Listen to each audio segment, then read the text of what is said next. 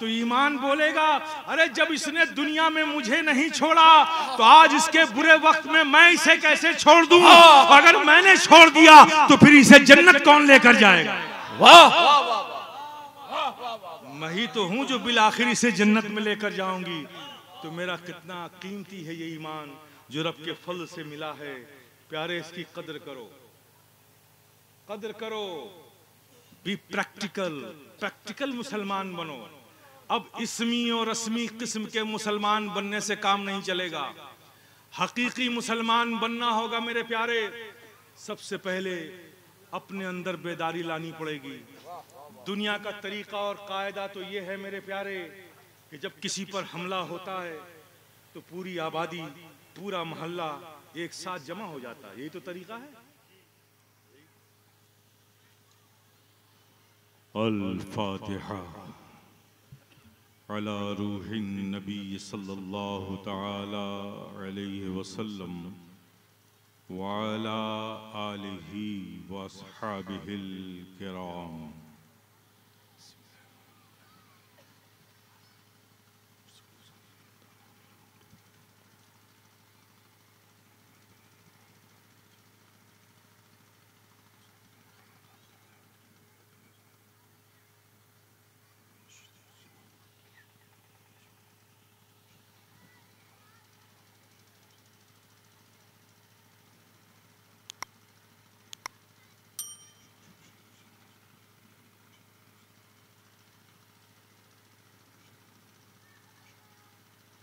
इन्नल्लाह व मलाइकतहु युसल्लूना अलन नबी या अय्युहल्लज़ीना आमनू सल्लू अलैहि व सल्लिमू तस्लीमा। अल्लाहुम्मा सल्लि अला सय्यिदिना व मौलाना मुहम्मद व अला आलि सय्यिदिना व मौलाना मुहम्मद कमा तुहिब्बु व तुर्दा bi an तुसल्ली अलैहि सलातुन व सलामुन अलैका या रसूलल्लाह। सुब्हान रब्बिका रब्बिल इज़्ज़ति अम्मा यसिफून व सलामुन अलल मुरसलीन वल्हम्दुलिल्लाहि रब्बिल आलमीन।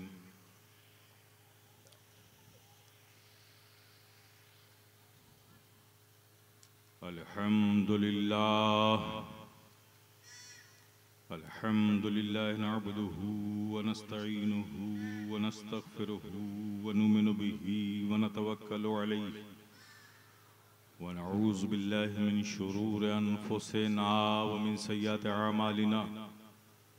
मन यहदिहिल्लाहु फला मुदिल्ल लहु व मन युद्लिलहु फला हादिय लहु। व नशहदु अन ला इलाहा इल्लल्लाहु वहदहु ला शरीक लहु व नशहदु अन्न मुहम्मदन अब्दुहु व रसूलुहु। अम्मा बाद फ़अऊज़ु बिल्लाहि मिनश शैतानिर रजीम। बिस्मिल्लाहिर रहमानिर रहीम। या अय्युहल्लज़ीना आमनू आमिनू। सदक़ल्लाहु मौलानाल अज़ीम व सदक़ रसूलुहुन नबियुल करीम व नहनु अला ज़ालिका लमिनश शाहिदीन व शाकिरीन वल्हम्दुलिल्लाहि रब्बिल आलमीन।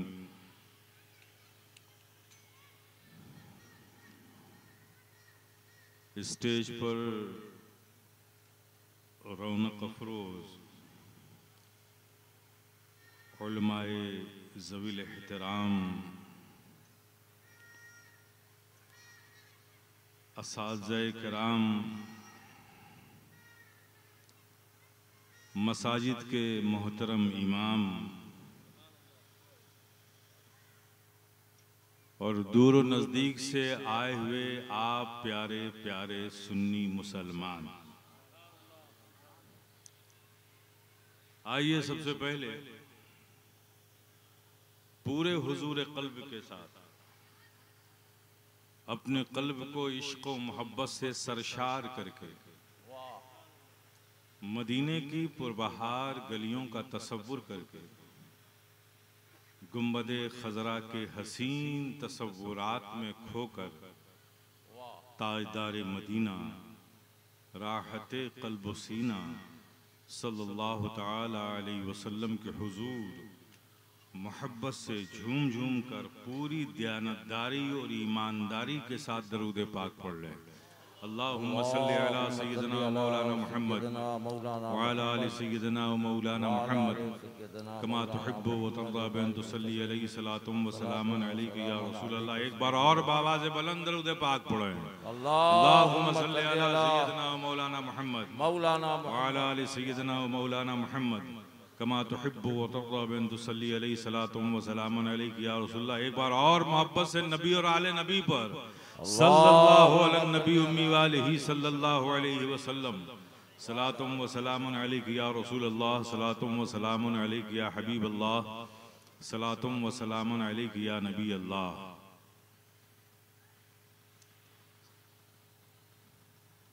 माशाअल्लाह,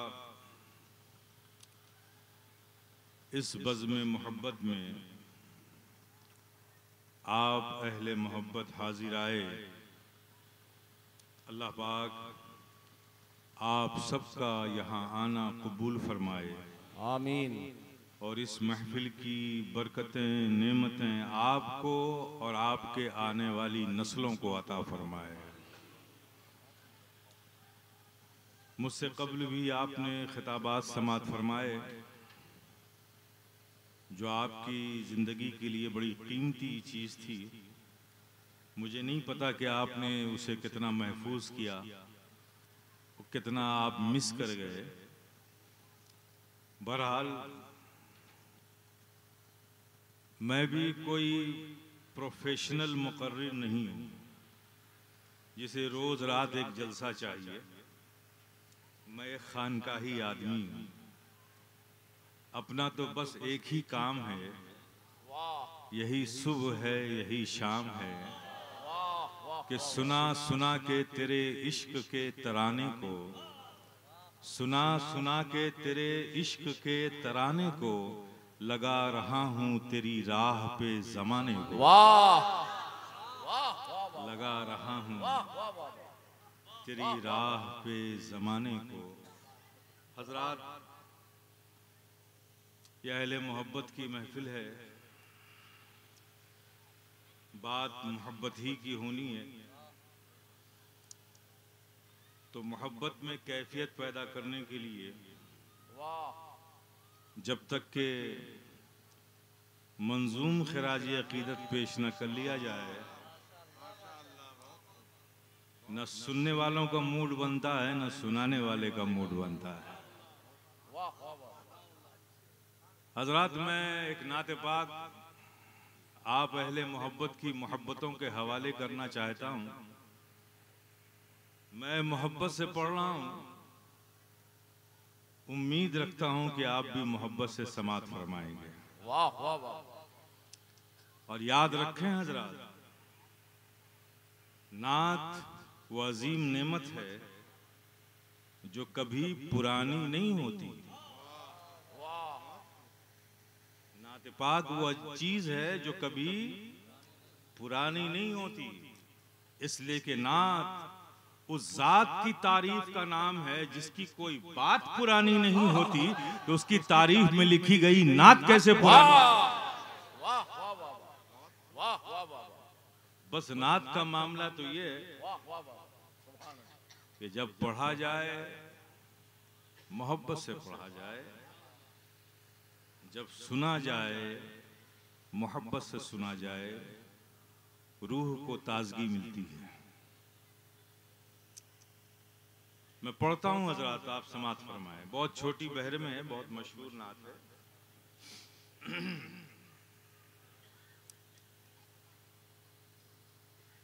हर कली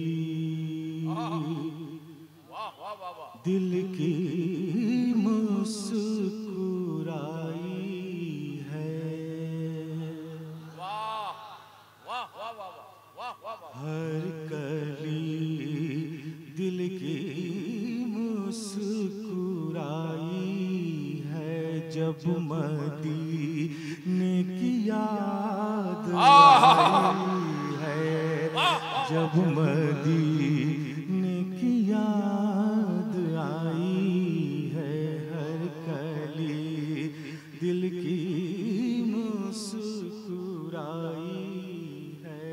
जब मदीने की याद आई है, क्यों न मुश्किल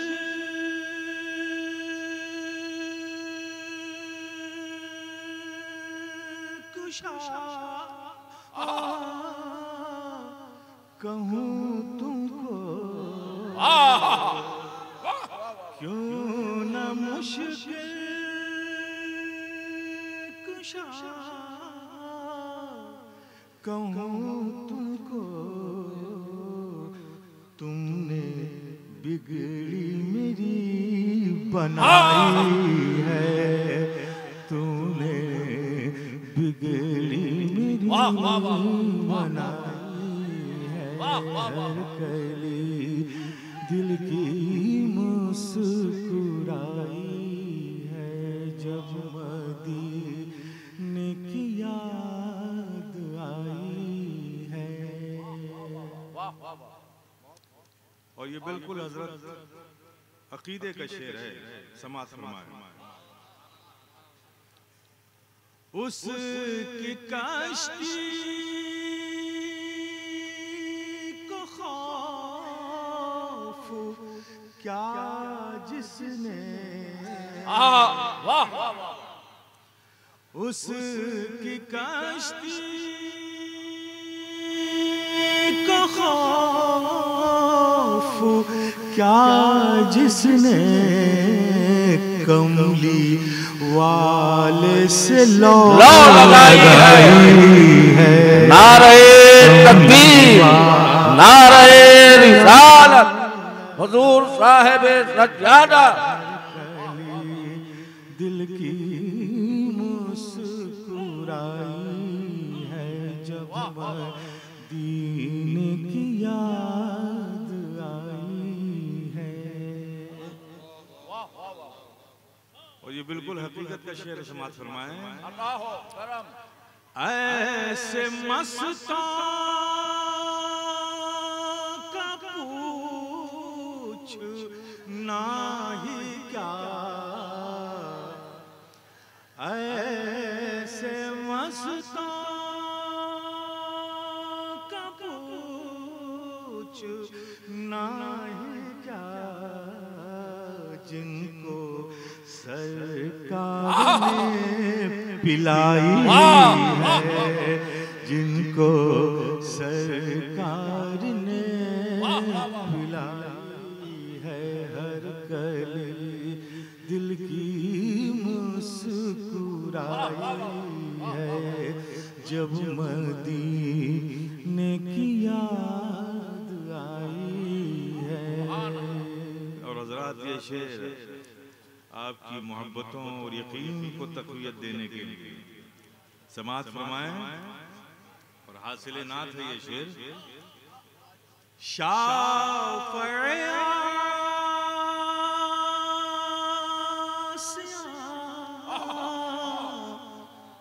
मोहम्मद है सल्लल्लाहु अलैहि वसल्लम, शाफ़िया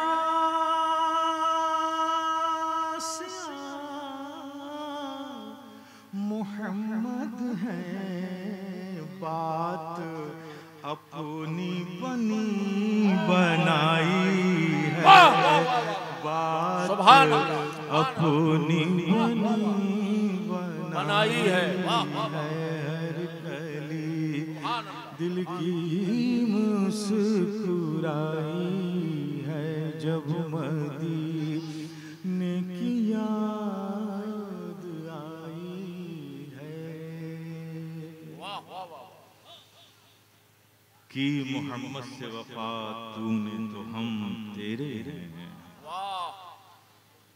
कि मोहम्मद से वफा तूने तो हम तेरे हैं, ये जहां चीज है क्या लौहो कलम तेरे।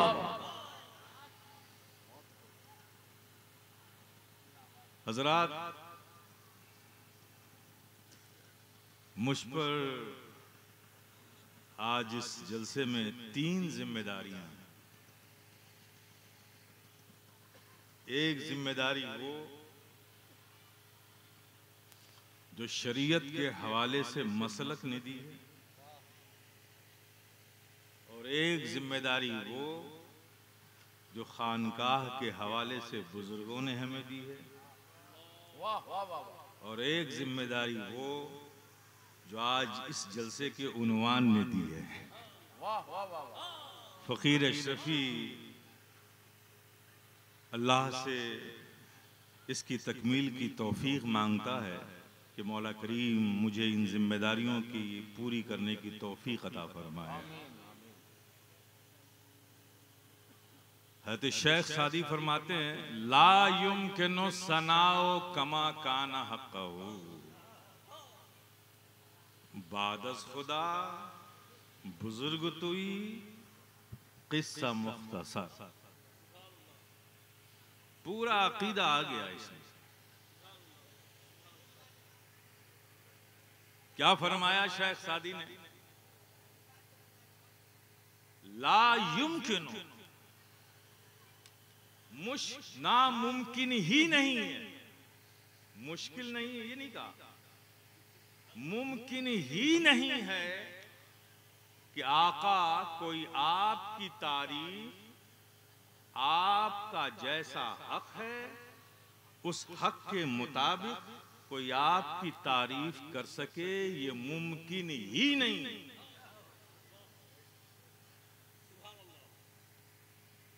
मुश्किल और मुमकिन में फर्क होता है। कोई चीज मुश्किल हो तो जद्दोजहद से हासिल की जा सकती है, और जो चीज नामुमकिन हो कुछ भी कर लो, नामुमकिन मुमकिन नहीं बनता। तो फरमाते हैं मुमकिन ही नहीं है। और तो शेख सादी की ये बोली अकीदत की बोली नहीं है, ये हकीकत की बोली है। मुमकिन ही नहीं है कि आका कोई आपकी तारीफ आपके हक के मुताबिक, जैसा आपका हक है वैसे कोई तारीफ कर सके, ये मुमकिन ही नहीं है। हम तो बस इतना जानते हैं कि जमीन और आसमान में रब के बाद अगर कोई बुजुर्ग बरतर जात है तो आका आपकी जात है। मैंने कहा ये अकीदत की बोली नहीं, हकीकत की बोली है। थोड़ा इसकी भी वजाहत कर दूं, पूरा अकीदा इसी में ले लूंगा मैं। मुमकिन ही नहीं है, क्यों? इसलिए किसी की तारीफ उसके हक के मुताबिक, जैसा उसका हक है वैसी तारीफ करने के लिए जरूरत इस बात की है कि उसकी हकीकत को जाना जाए।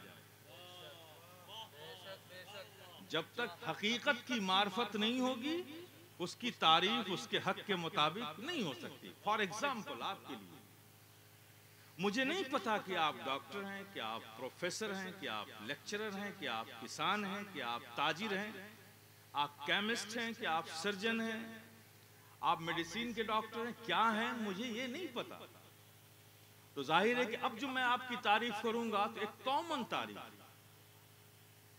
आप बहुत अच्छे हैं, you are looking very smart, your behaviour is good, your character is good, आपका अखलाक बड़ा अच्छा है, आपका किरदार बहुत अच्छा है, आप बहुत अच्छे लगते हैं, आप बहुत अच्छे इंसान हैं, ये कॉमन।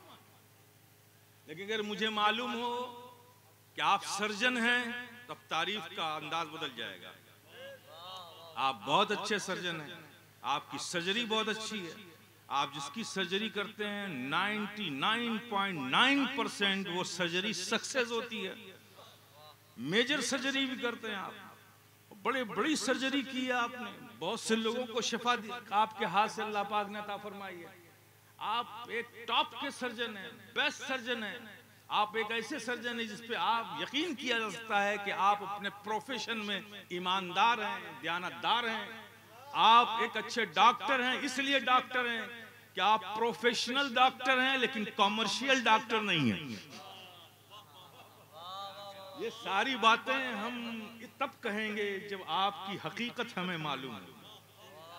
तो किसी की तारीफ उसके हक के मुताबिक करने के लिए उसकी हकीकत का जानना जरूरी है। अब आका की तारीफ,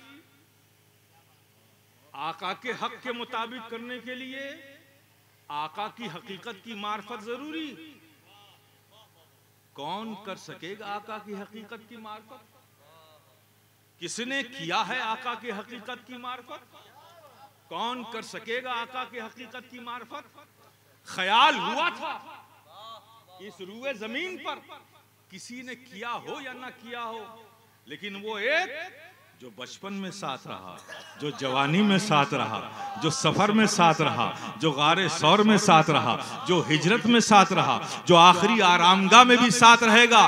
कोई जाने ना जाने, लेकिन वो एक तो जानता होगा। इससे दुनिया अफजलुल बशर बादल अंबिया बित्तहकीक सैयदना अबू बकर सिद्दीक कहती है, कोई जाने ना जाने, शायद ये जरूर जानते होंगे, ये जरूर जानते होंगे आका की हकीकत। लेकिन मेरे प्यारे, जब उन सैयदना सिद्दीक अकबर, कौन है ये सिद्दीक अकबर? अल्लाह अकबर। हज़रत उमर रज़ी अल्लाह ताला अन्हु इरशाद फरमाते हैं कि मैं पूरी जिंदगी इस कोशिश में लगा रहा कि आका कोई एक बात अपनी ज़बान पाक से फरमाएं और उस पर अबू बकर से पहले मैं अमल करूं। वाह वाह वाह। लेकिन कभी हजरत सैयदना सिद्दीक अकबर ने मुझे इसका मौका नहीं दिया। वो फरमाते हैं कि एक शब में बाद नमाज इशा हजरत उमर फरमाते हैं, नबी ने फरमाया, आप भी सुनिए, नबी ने फरमाया कि सुनो, जो मस्जिदों में झाड़ू लगाए और झाड़ू लगाने के बाद जो खाक के जर्रे जमा होते हैं, अल्लाह पाक उन हर एक जर्रे के बदले उसके अमाल में नेकियां लिख देता है। वाह वाह वाह वाह। अमाल में नेकियां लिख देता है। सब अपने अपने घर रुखसत हो गए। हज़रत उमर फरमाते हैं कि मैंने अहद किया कि आज सरकार के इस कौल पर अमल आज सबसे पहले मैं करूंगा। सुभान अल्लाह। लोग तहज्जुद के लिए फिर मस्जिद हाजिर आते थे, सब घरों को चले गए। सैयदना उमर फारूक उस दिन तहज्जुद के वक्त से बहुत पहले आए। आज मैं अमल करूंगा। चिराग मस्जिद नबी में मामूल कर दिया गया था। मस्जिद में अंधेरा था। उस अंधेरे में सैयदना उमर फारूक अंदर जाते हैं, दरवाजा खोलते हैं, अंदर जैसे दाखिल होते हैं किसी से टकराते हैं। कहा कौन? सामने से आवाज आई, आप कौन? वाह वाह वाह। एक दूसरे की आवाज को सुन के पहचान गए। हज़रत उमर फारूक ने कहा, अरे आप कब आ गए? आप कब आ गए? तो सैयदना सिद्दीक अकबर फरमाते हैं, अरे मैं घर गया ही कब था कि वापस आ गया।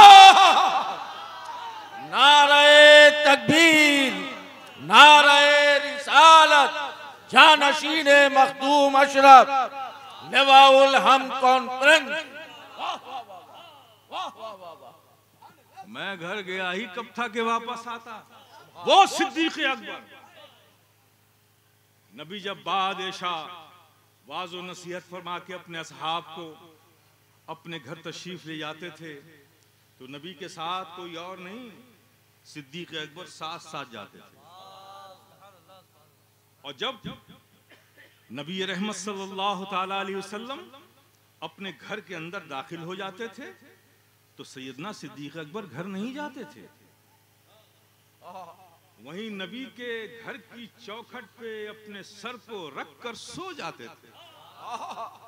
पूरी शब कभी इस तरफ रुखसार को रखकर सोते थे, कभी इस रुखसार को रखकर चौखट पर सोते थे। यूं ही पूरी रात नबी की चौखट पर सर रखकर गुजार देते थे।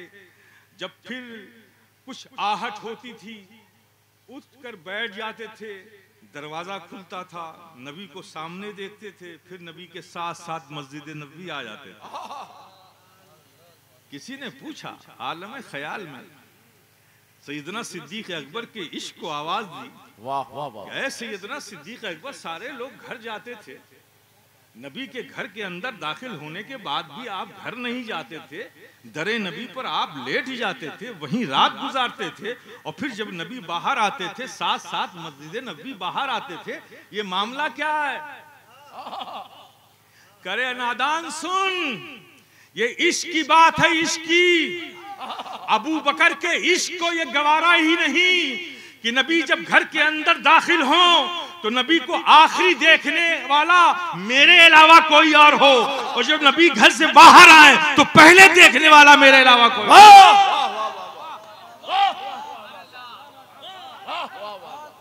सुभान अल्लाह। ऐसे सिद्दीक अकबर, सुभान अल्लाह, सुभान अल्लाह। ऐसे सिद्दीक अकबर।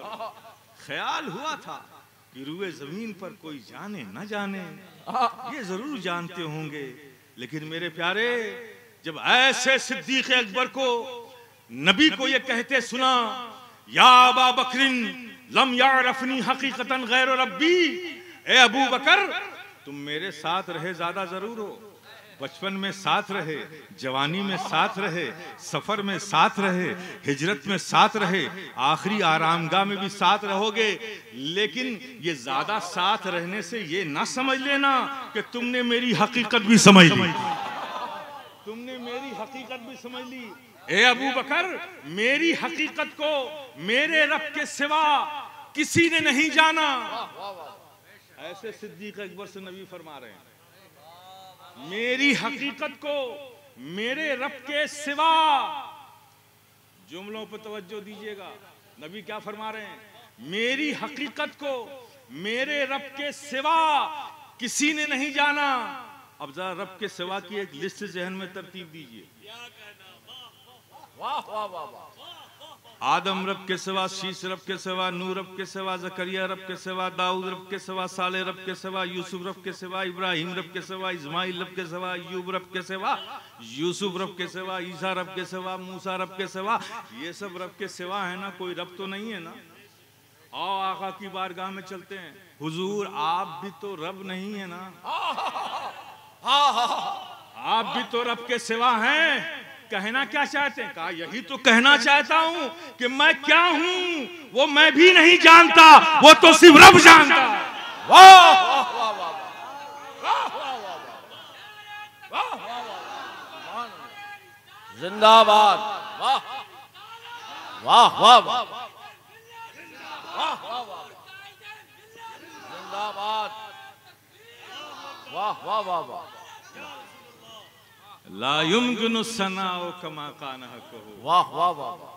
बादस खुदा बुजुर्ग तुई किस्सा मुख्तसर। वाह वाह वाह। नबी की हकीकत की मार्फत कौन कर सकता है? वाह। हमको तो जो बताया गया बस वो हम तारीफ कर लेते हैं, अल्लाह पाक उसे कबूल कर लेता है, हमें बरकतें मिल जाती हैं। सुभान अल्लाह, सुभान अल्लाह। आप समझ गए? वाह। ये अकीदे की बात हो गई, इसे जहन में रखिए, जहन में रखिए। जितना भी हम नबी की बारगाह में अपने मोहब्बत के नजराने हम पेश करें, अब आप देखिए ना, आप दरूद पाक पढ़ते हो, हम आपसे कहेंगे दरूद शरीफ पढ़िए, तो आप क्या कहोगे? पहले जुमला अल्लाहुम्मा सल्ले। सुभान अल्लाह। रब फरमाता इन्नल्लाह व मलाइकतहु युसल्लूना अलन नबी या अय्युहल्लज़ीना आमनू सल्लू। ऐ ईमान वालो दरूद पढ़ो, रब हमसे कह रहा है, और पलट कर हम क्या कहते हैं? अल्लाहुम्मा सल्ले। वाह वाह वाह वाह। रब हमसे कहता है सल्लू, पढ़ो तुम। जवाब में हम क्या कहते हैं? अल्लाहुम्मा सल्ले, अल्लाह तू भेज दे। यहां भी बात वही है, मौला हमें तेरे महबूब की हकीकत पता नहीं, वो तो तू सिर्फ जानता है, हम तो बस पढ़ रहे हैं। इसमें जो कमी रह गई है तू अपने महबूब की शायन शान इसे बनाकर अपने महबूब की बारगाह में भेज दे। अल्लाहुम्मा सल्ली अला सय्यदना मौलाना मुहम्मद व अला आलि सय्यदना मौलाना मुहम्मद। कमा तुहिब्बु व तर्दा बिअन तुसल्ली अलैहि सलातुन व सलामुन अलैका या रसूल अल्लाह सलातुन व सलामुन अलैका या हबीब अल्लाह सलातुन व सलामुन अलैका या नबी अल्लाह। हजरात, अब इन किंतु परंतु बट लेकिन ई आ चू चुरा, अब इनके चक्करों में मत जाइए। जो चीज मुमकिन ही नहीं उस पर बहस ही मत कीजिए। जो चीज आपके इख्तियार ही में नहीं है उस पर बहस करना ही फजूल है, और बहस जो करे सिवाय गुमराही के कुछ हाथ लगने वाला भी नहीं है। कुछ चीजें हैं मेरे प्यारे जो मैं आपको आज बताना चाहता हूँ, उसे जहन नशी कीजिए। यकीनन अहले बैत की मोहब्बत आपकी आखिरत का सरमाया है, सुभान अल्लाह, नो डाउट। लेकिन मेरे प्यारे याद रखिए, मोहब्बत वही कबूल होती है जिस मोहब्बत के अंदाज और उसके इजहार में किसी की बुराई ना हो, तखफीफ ना हो, तनकीस ना हो।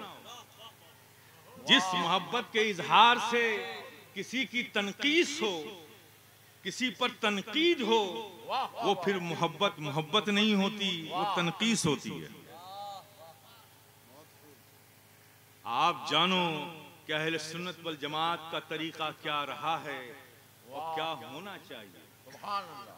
आज हमारे नौजवान बच्चे महफिलों में जाते हैं और कुछ लोग स्टेज से भी नारा लगाते हैं, या हुसैन या हुसैन या हुसैन या हुसैन।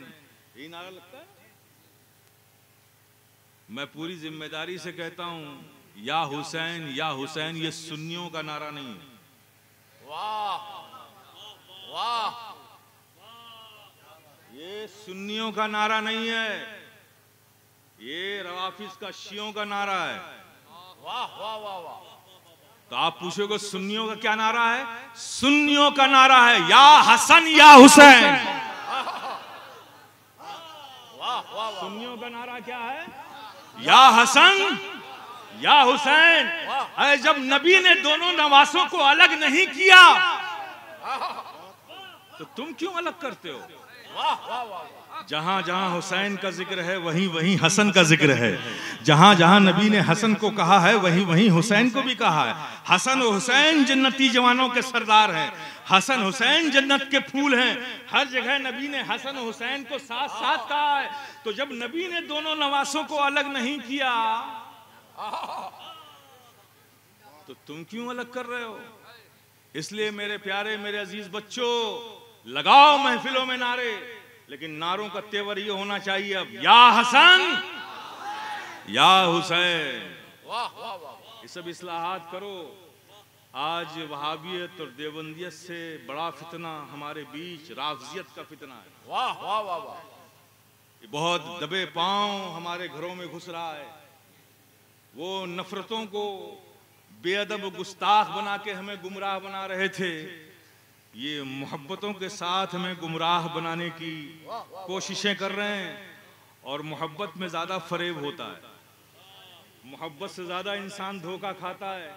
तो मेरे प्यारे होशियार रहना, अपने असलाफ के तरीके को मत छोड़ना, अपनी अक्लों से फैसले मत करना, अपने उलमा और मशाइख के दिए हुए पैगामात पे अमल करना। यकीनन तुम यहाँ भी कामयाब होगे, वहाँ भी कामयाब होगे। नबी की हकीकत, अल्लाह अकबर। एक मिसाल और देता हूँ, हज़रत मौला अली मुश्किल कुशा इधर से आ रहे हैं, इधर से आ रहे हैं नबी, इधर से आ रहे हैं अली। करीब आए और कोई नहीं था। नबी मुस्कुराए, अली से पूछा, आए अली, तुमने मोहम्मदुर रसूलुल्लाह को कभी देखा है?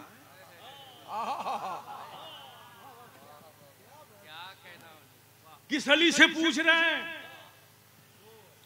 उस अली से जो खाने काबा में पैदा हुआ, आंख नहीं खोली, दुनिया मचलती हुई तमन्नाओं और अरमानों के साथ मक्के जाती है, हरम पाक में मताफ में कदम रखती है, आंखें खोल कर जी भर के काबे को देखने की तमन्ना लेती है। लेकिन अली काबे में पैदा होकर काबे को नहीं देख रहे। खानदाने बनु हाशिम के सारे बुजुर्ग आए, अली को हाथों में उठाया। अली की आंखें बंद, शोर मच गया कि अबू तालिब के घर एक ऐसा बच्चा पैदा हुआ है जिसकी आंखों में रोशनी नहीं है, नाबीना है। शोर मच गया, सब आए, खुश भी हुए, गम भी लेकर गए। सबकी गोदों में अली जा रहे हैं, बारी बारी आंख नहीं खोल रहे। आखिर में मुस्तफा जाने रहमत तशरीफ लाए, अली को गोद में लिया। जैसे ही मुस्तफा जाने रहमत की गोद अली को मिली, पट से आंखें खोल दी। ए अली, आपको कैसे पता कि ये गोद, ये आगोश किसी और की नहीं है? ये तो मुस्तफा जाने रहमत की गोद है। आपको कैसे पता?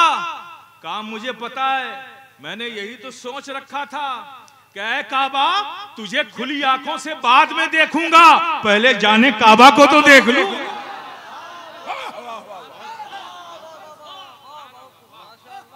जाने काबा को देख लूं। ऐसे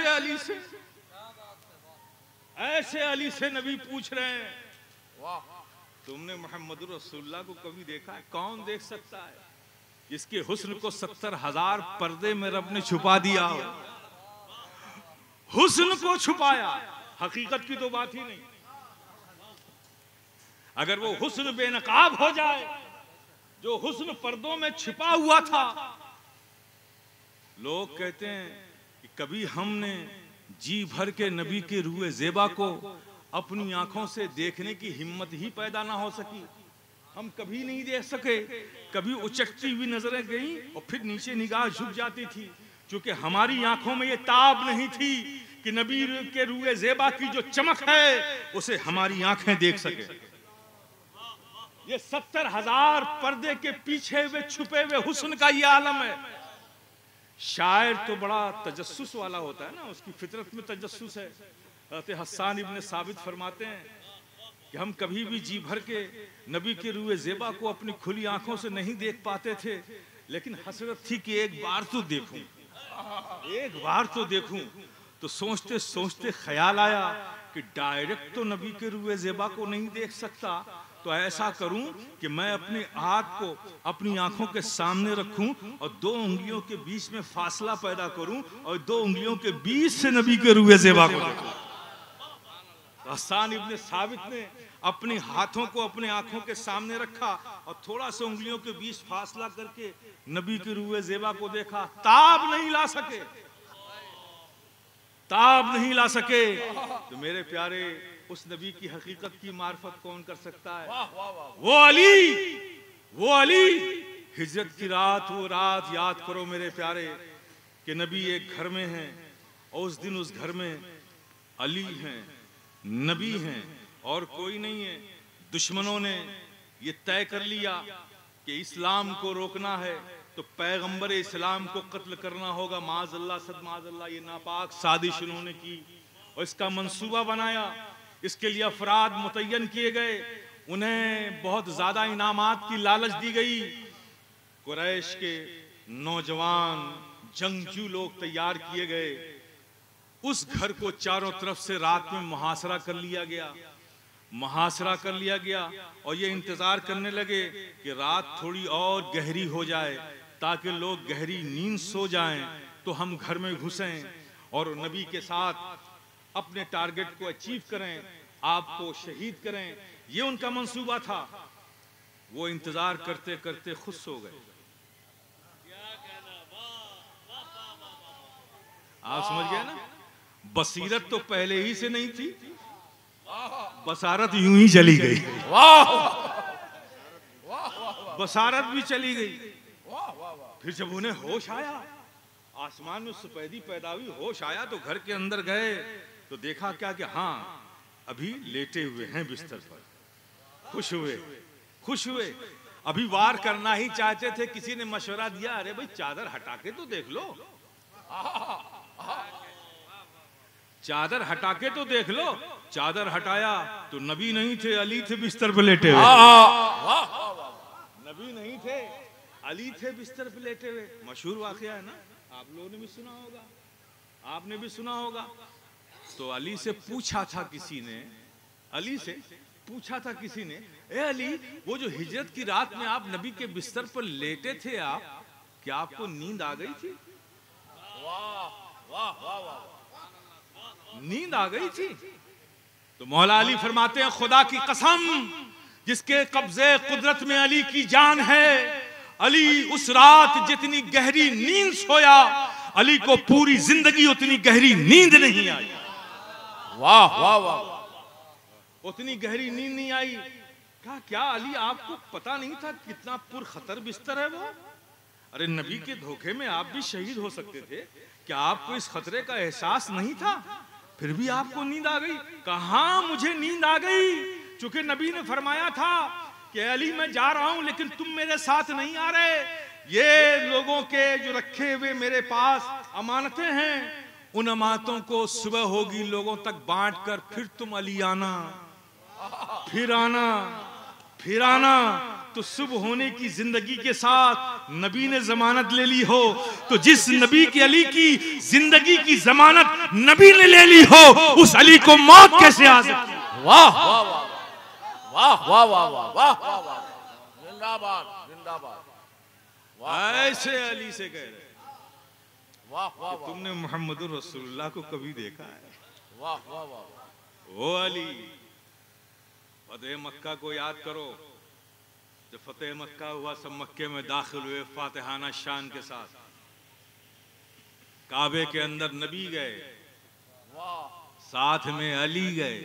सुभान अल्लाह। नबी अपने आसाए मुबारक को आगे बढ़ाते थे, उन बातिल खुदाओं की गर्दनों में डालते थे और झटका देते थे, वो खुदा अपने सर के बल जमीन पर गिर जाते थे और अली उसे उठाकर बाहर फेंकते थे और बाहर सारे सहाबा खड़े होकर टुकड़े टुकड़े कर डालते थे। अब एक दो तो नहीं था ना, 365 थे। अब इसमें टाइम भी लगता है ना, छोटा गिरा, फिर उससे बड़ा गिराया गया, फिर उससे बड़ा गिराया गया, फिर उससे बड़ा गिराया गया। नबी सबकी गर्दनों में ऐसा डालते जा रहे हैं, गिराते जा रहे हैं, अली बाहर फेंकते जा रहे हैं, सहाबा उसके टुकड़े टुकड़े करते जा रहे हैं। एक बुत बहुत बड़ा था, नबी ने अपने आसा को बढ़ाया तो उसकी गर्दन तक नहीं पहुंचा। अब गिराना तो बड़े ही बुत को था, बड़े ही बुत को गिराना था ना। नबी ने फरमाया, अली जी हुजूर इधर आओ, मेरे शाने पर सवार हो जाओ और ये मेरा आसा लो, इस बड़े बुत की गर्दन में डालो, इसे खींच कर गिराओ। अली झिझके, नबी आका मैं आपके शाने पर, आप मेरे शाने पर सवार हो जाइए, मैं आपको उठाता हूं, आप इस बड़े बुत को गिराइए। काली मैं तुम्हारे शाने पर सवार हो जाऊंगा तो तुम नबूवत के बार को उठा नहीं सकते। वाह वाह वाह, तुम नबूवत के बार को उठा नहीं सकते, इसलिए अली आओ तुम मेरे शाने पर सवार हो जाओ। वाह वाह वाह वाह वाह वाह। अली नबी के शाने पर नबी ने उठाया, अली ने आसे से नबी के उस बड़े बुत को गिराया, उसे उठाकर बाहर फेंका। पूछने वालों ने पूछा, ऐ अली आप जब नबी के शाने पर थे आपको कैसा लगा? आपको कैसा लगा? कहा लगना उगना तो मुझे याद नहीं, कैसा लगा?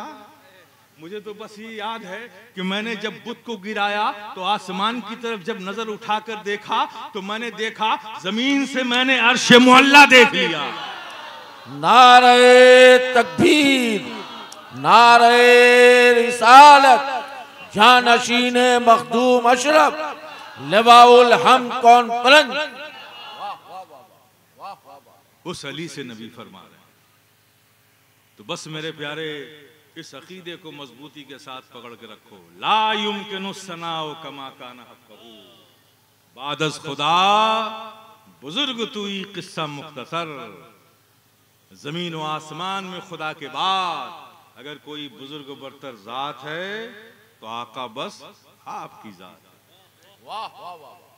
मजबूती से पकड़ के रखोगे ना, ये चेलों की बात तो छोड़ो, अगर इनका मास्टर जो आ जाएगा ना, वो मास्टर जिसे मिस्टर इबलीस कहते हैं, वो बजाते खुद भी आ जाएगा ना, तुमने इसे मजबूती से पकड़ के रखा तो गुमराह नहीं कर पाएगा। वाह वाह वाह।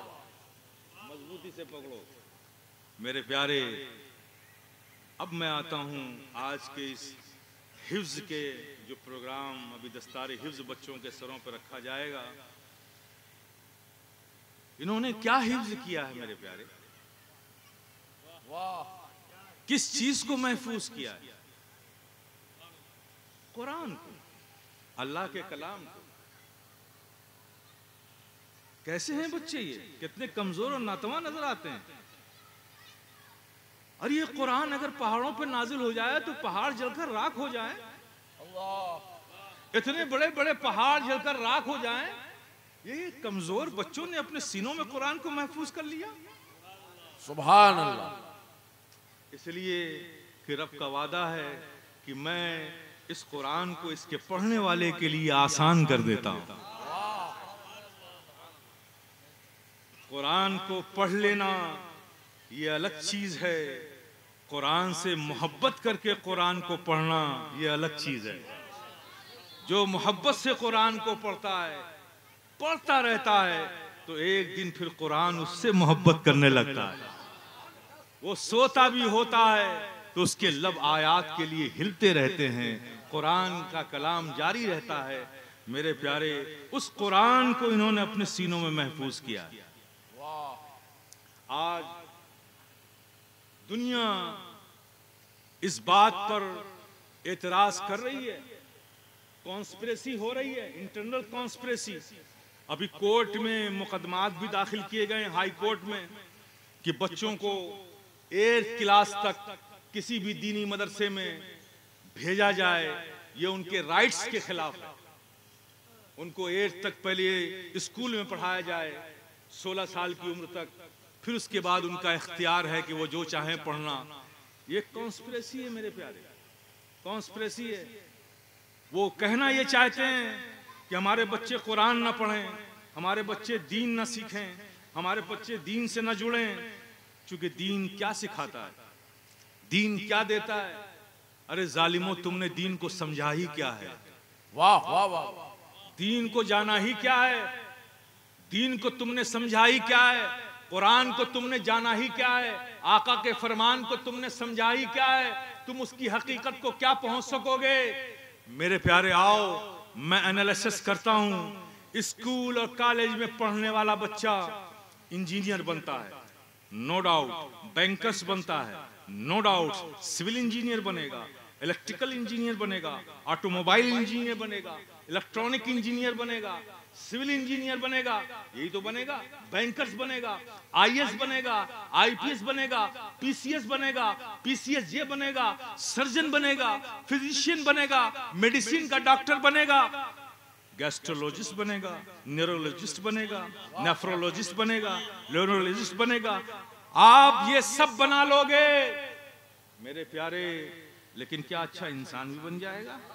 वाह वाह वाह वाह वाह वाह वाह वाह। स्कूल और कॉलेज में पढ़ाई जाने वाली सारी किताबों को उठाकर देख लो। वो किताब चाहे मैथमेटिक्स हो, वो किताब चाहे अलजेब्रा हो, चाहे वो किताब ज्योमेट्री हो, वो किताब फिजिक्स हो, वो किताब केमिस्ट्री हो, वो किताब बायोलॉजी हो, वो किताब बॉटनी हो, वो किताब हिस्ट्री हो, वो किताब ज्योग्राफिया हो, वो किताब पॉलिटिकल साइंस हो, इकोनॉमिकल साइंस हो, कोई भी किताब उठाकर देख लो। क्या उस किसी एक किताब में भी कोई एक चैप्टर एक इंसान को अच्छा इंसान बनाने की तालीम देता है? वाह वाह वाह वाह वाह वाह वाह। आज मेरे प्यारे, ये एक हकीकत है कि आज के इस दौर के इंसान को सिर्फ एक साइंटिस्ट नहीं चाहिए, बल्कि एक अच्छा इंसान भी चाहिए। वाह वाह। आज के इस दौर को एक अच्छा डॉक्टर ही नहीं बल्कि एक अच्छा इंसान भी चाहिए। आज के इंसानियत को एक अच्छा सिविल इंजीनियर ही नहीं बल्कि उसके साथ साथ एक अच्छा इंसान भी चाहिए। आज के इंसान को एक अच्छा लीडर नहीं, राजनेता नहीं, बल्कि एक उसके साथ साथ एक अच्छा इंसान भी चाहिए। अगर एक डॉक्टर के साथ अच्छा इंसान भी होता मेरे प्यारे, तो एक वो शख्स जो एक्सीडेंट में शदीद जख्मी हो गया, लोग उसको स्ट्रेचर पर उठाकर हॉस्पिटल ले गए, वो स्ट्रेचर पर तड़प रहा है, डॉक्टर से कहा गया कि ये एक्सीडेंट का मरीज आया हुआ है। डॉक्टर बजाय उसको देखने के ये कहता है कि पहले जाओ फॉर्म भरो, काउंटर पे जाके पैसे जमा करो, फिर रिसिप्ट लेकर आओ, फिर मैं इसे हाथ लगाऊंगा।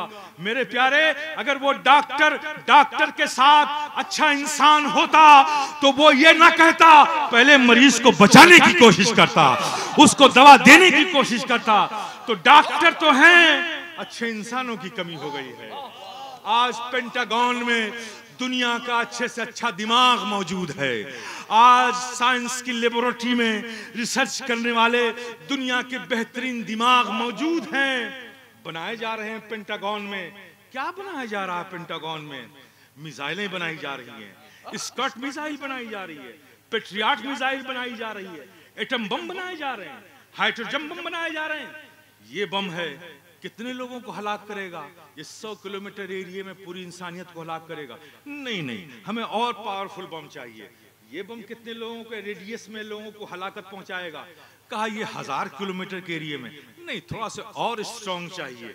कहा ये कितने किलोमीटर में? कहा ये 2000 किलोमीटर के रेंज में, रेडियस में पूरी इंसानियत को दबा कर देगा।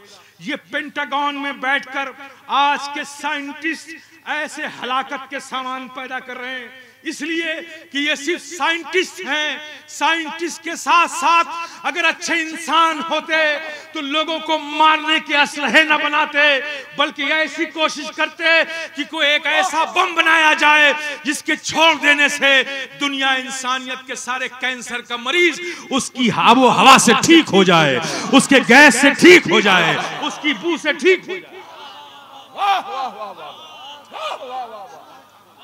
नारे तकबीर, नारे रिसालत, हुजूर साहिब सज्जादा, मजहबे इस्लाम, पैगामे इस्लाम। आज दुनिया को सिर्फ एक सिविल इंजीनियर की जरूरत नहीं है, बल्कि एक अच्छे इंसान की भी जरूरत है। अगर वो सिविल इंजीनियर अच्छा इंसान भी होता तो फिर ऐसे ब्रिज ना बनाता जो चंद दिनों के बाद भरी हुई बस उस पर जा रही है, वो ब्रिज टूट गया और हजारों इंसानों की मौत हो गई। वो अच्छा इंसान होता तो ऐसे ब्रिज न बनाता जो हफ्तों और महीनों में टूट कर गिर जाए। फिर वो ऐसे ब्रिज बनाता जिस पर जाने आने से कभी किसी इंसान को कोई ज़र्ब नहीं आती। तो मेरे प्यारे, इंसान को, पूरी दुनिया इंसानियत को आज एक अच्छे इंसान की भी जरूरत है, इंजीनियर की भी जरूरत है, नो डाउट, लेकिन साथ साथ अच्छा इंसान भी हो। डॉक्टर की जरूरत है, लेकिन साथ साथ अच्छा इंसान हो। लीडरशिप की जरूरत है, लेकिन अगर एक लीडर अच्छा लीडर होता तो इंसानों की लाशों पर अपने कुर्सी के पाए रखकर मुल्क में हुकूमत करने की सोच अपने दिमाग में न बनाता, बल्कि इंसानियत की फलाह और सलाह के रास्ते को इख्तियार करके सशक्ति हुई इंसानियत को मसीहाई का पानी पिलाकर इंसान को सेहत और जिंदगी देकर अपनी लीडरशिप को जिंदा रखता। आज एक ऐसा लीडरशिप होता अगर वो अच्छा इंसान भी होता। लेकिन लीडर्स तो हैं, लेकिन साथ साथ अच्छे इंसान नहीं हैं। इसलिए हर तरफ जुल्म और तशद्दुद है, असबियत है, खून रेजी है। एक इंसान इंसान के लहू को बहाकर खुशी महसूस करता है, एक इंसान इंसान का कत्लेआम करके अपने मुस्तकबिल को रोशन देख रहा है, एक इंसान सारे शहर को चिता की आग बनाकर अपने मुस्तकबिल के सुकून इत्मीनान का सामान इकट्ठा कर रहा है। ये आज की लीडरशिप है। इसलिए ऐसी लीडरशिप है कि वो लीडर तो है लेकिन अच्छा इंसान नहीं है। तो मेरे प्यारे, जब डॉक्टर के साथ साथ अच्छे इंसान की भी जरूरत है, इंजीनियर के साथ साथ अच्छे इंसान की भी जरूरत है, एक अच्छे राजनेता के साथ साथ एक अच्छे इंसान की भी जरूरत है, एक फिजिशियन के साथ साथ एक अच्छे इंसान की भी जरूरत है।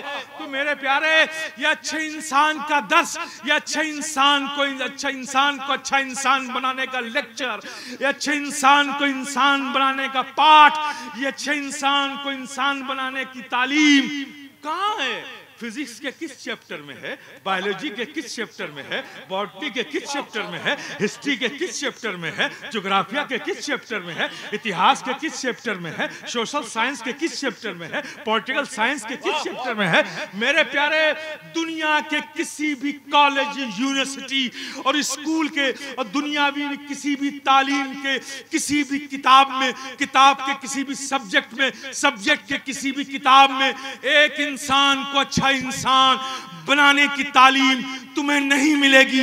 इस रूए जमीन पर इंसान को अच्छा इंसान बनाने का दर्स अगर तुम्हें मिलेगा तो सिर्फ कुरान में मिलेगा, नबी के फरमान में मिलेगा।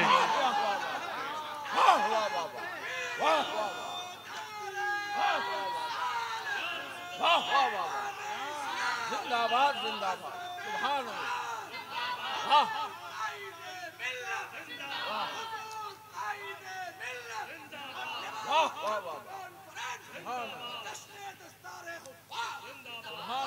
जब हमारी लीडरशिप कुरान पढ़ेगी तो कभी इंसानियत की हलाकत, इंसानियत के इंसानों की लाशों पर अपनी कुर्सी रखकर हुकूमत नहीं करेगी। कुरान उसे बोलेगा कि एक इंसान का कत्ल पूरी इंसानियत का कत्ल है। कुरान उसे कहेगा ये पूरी इंसानियत अल्लाह का कुंबा है। तुमने अगर किसी बेकसूर इंसान पर जुल्म किया तो अल्लाह तुमसे मुहासबा करेगा। ये कौन बताएगा तुम्हें? कुरान बताएगा तुम्हें। एक लीडर अच्छा इंसान बन सकता है, एक अच्छा डॉक्टर कुरान अगर उससे पढ़ा है तो अच्छा डॉक्टर बनेगा। एक सिविल इंजीनियर कुरान अगर वो जानता है। अब मेरे प्यारे, मैं आपसे कहता हूँ, कुरान को याद कर लेना ये एक अलग चीज है, कुरान को पढ़ना और कुरान को जानना ये अलग चीज है। कुरान को पढ़ना, कुरान को जानना। कुरान किसके लिए उतरा है? कुरान इसलिए उतरा है कि उसे जुज़दान में लपेटकर घर के किसी बुलंद मकाम पर किसी कोने में रख दिया जाए, जब कभी याद आए तो उसे चूमा जाए, फिर ऊपर रख दिया जाए। कुरान तो हम सब के लिए आया है ना। तो जब हमारे लिए आया है कुरान, अल्लाह खिताब हमसे फरमा रहा है, तो जब हम उसे पढ़ेंगे नहीं तो जानेंगे कैसे कि रब हमारा हमसे क्या चाहता है? वो जो कुरान तुम्हारे घरों में रखा हुआ है, जुज़दान में लपेट के तुमने रखा है मेरे प्यारे, वो खामोश जबान से तुम्हें रोज सदा दे रहा है, तुम्हें रोज पुकार रहा है, तुम्हें रोज आवाज दे रहा है। वो तुमसे कहता है, तुम उसकी आवाज नहीं सुनते। वो तुमसे कहता है कि मुझको पढ़ ले, मैं तेरी रूह तेरी जान में हूँ। मुझको पढ़ ले, मैं तेरी रूह तेरी जान में हूँ। फायदा क्या है कि रखे हुए जुज़दान में हूँ। मेरे प्यारे, कुरान को पढ़िए, आप पढ़िए, कुरान को समझिए आप कि हमारा रब हमसे क्या मुतालबा करता है, हमारा रब हमसे कौन सी जिंदगी चाहता है, हमारा रब हमारी किस जिंदगी से राजी है। या अय्युहल्लज़ीना आमनू आमिनू, रब फरमाता है ऐ ईमान वालो, ईमान वाले हो जाओ। किससे कह रहा है ये? ईमान वालों से कह रहा है। क्या कह रहा है? ईमान वाले हो जाओ, ईमान वाले हो जाओ। मौला, हम ईमान वालों से तू कह रहा है कि ईमान वाले हो जाओ, मतलब क्या इसका? ऐ ईमान वालो, ये जो ईमान तुम्हें मिला है ना, ईमान जो मिला है ना, इसमें तुमने कोई कोशिश नहीं की है, तुमने कोई मशक्कत नहीं की है, तुमने कोई मुजाहिदा नहीं किया है, कोई रियाजत नहीं की है। ये तो मेरा फजल है कि मैंने तुम्हें एक मुसलमान के घर में पैदा कर दिया, तुम मुसलमान हो गए, और तुम अपनी मर्जी से कहीं नहीं पैदा हुए हो। मेरी रजा थी तुम्हें मुसलमान के घर में पैदा करने की, मैंने पैदा कर दिया। किसी और गोद में होते तो वो हो जाते। एक मुसलमान के गोद में पैदा किया इसलिए तुम मुसलमान हुए, ये मेरा फजल है। ये ईमान वाले जो तुम बने हो ये मेरा फजल है। इस फजल की कदर करो, इस फजल की कदर करो और ईमान वाले हो जाओ। यानी ईमान की जो रिक्वायरमेंट है, ईमान के जो तकाजे हैं, ईमान की जो डिमांड है, तुमसे उसे पूरा करके ईमान वाले हो जाओ। ये ईमान कितना कीमती चीज है, कभी सोचा आपने? मादियत की दौड़ में, इसके रेस में हम इतने जुनून की हद तक डूब चुके हैं कि कभी कभी तो हमें अपना नाम भी याद नहीं रहता। मेरे प्यारे, ये ईमान को हम क्या समझेंगे? लेकिन मेरे प्यारे, ईमान को तुम्हारे डिसवैल्यू करने से ईमान की कदर कीमत में कोई कमी नहीं आएगी। जिसकी फजीलत और जिसका मकाम अल्लाह ने मुकर्रर कर दिया है उसमें कोई कमी क्या कर सकता है? तो मेरे प्यारे, ईमान कितना कीमती है इसे समझ लो। ईमान इतना कीमती है कि जहां कोई साथ नहीं देगा वहां सिर्फ तुम्हारा ईमान तुम्हारे साथ होगा। वाह वाह वाह। मुझे बताओ, ये दुनिया के सारे रिश्ते, ये भाई बहन के रिश्ते, बाप बेटे के रिश्ते, माँ बेटे के रिश्ते, शौहर बीवी के रिश्ते, दादा पोते के रिश्ते, मामू भांजे के रिश्ते, कब तक? जब तक आप जिंदा हो तब तक। जिस्म से रूह निकल गई, लोगों ने कंधों पर उठाया, कब्र में डाला। मुझे बताओ, क्या माँ जाएगी वहां तुम्हारे साथ? बाप जाएगा तुम्हारे साथ? दोस्त जाएगा तुम्हारे साथ? बहन जाएगी तुम्हारे साथ? सारे रिश्ते तुम्हारी जिंदगी के साथ। जैसे ही तुम्हारे जिस्म से रूह निकली, सारे रिश्ते। वही बाप जो नजरों से 10 मिनट के लिए ओझल हो जाओ तो बेचैन हो जाए, गली गली फिर फिर कर तुम्हें तलाश करे, वही माँ, उसकी ममता कि अगर तुम रात में पेशाब कर दो बिस्तर पर, माँ की आंख खुले कि मेरा बेटा नम बिस्तर पर लेटा हुआ है, तो खुद नम बिस्तर पर लेटकर तुम्हें सूखे बिस्तर पर सुला दे, वही माँ, उसकी ममता है।